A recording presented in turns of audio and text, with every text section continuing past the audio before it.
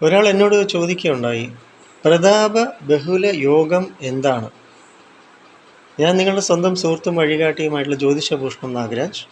നമ്മുടേത് നാഗ മത്സ്യാവതാര ജ്യോതിഷാലയം, കൊല്ലം, മുഖത്തല. 9605743596. ജ്യോതിഷ ഉപദേശങ്ങൾക്ക് വിളിക്കുക. ആ പേരിൽ തന്നെ വ്യക്തതയുണ്ടല്ലോ. പ്രതാപമാർന്നത്, കീർത്തി ലഭിക്കുന്നത്, അധികാരം ലഭിക്കുന്നത്, സംഭവബഹുലമായ ജീവിതം നയിക്കാൻ യോഗം ചെയ്തവർ എന്നാണ് ഉദ്ദേശിക്കുന്നത്.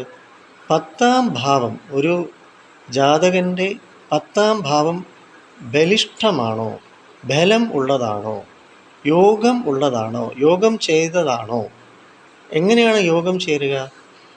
സൂര്യൻ, ആത്മാവിൻ്റെ കാരകനായിട്ടുള്ള സൂര്യൻ, ജീവിതത്തിൻ്റെ എല്ലാം തേജസ്സും ഐശ്വര്യവും അനുഗ്രഹവുമാകുന്ന വ്യാഴൻ, വിഷ്ണു ഭഗവാന്റെ സാന്നിധ്യം, അനുഗ്രഹം, ആശീർവാദം എന്നിവ ഈ ജാതകന് നേരിട്ട് ലഭിക്കുന്നുണ്ടോ?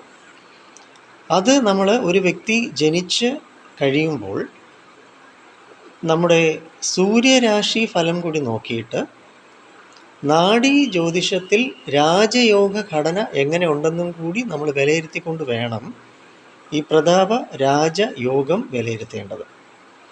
അതിനാൽ പ്രധാനമായിട്ടും ജനനതീതി പ്രധാനമാണ് വിലയിരുത്താൻ.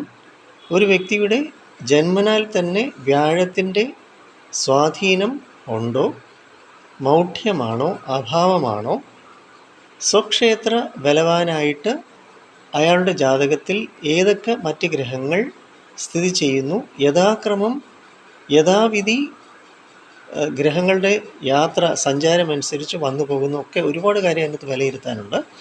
ജനറലായിട്ടുള്ള ഉത്തരം നൽകാൻ സാധ്യമല്ല.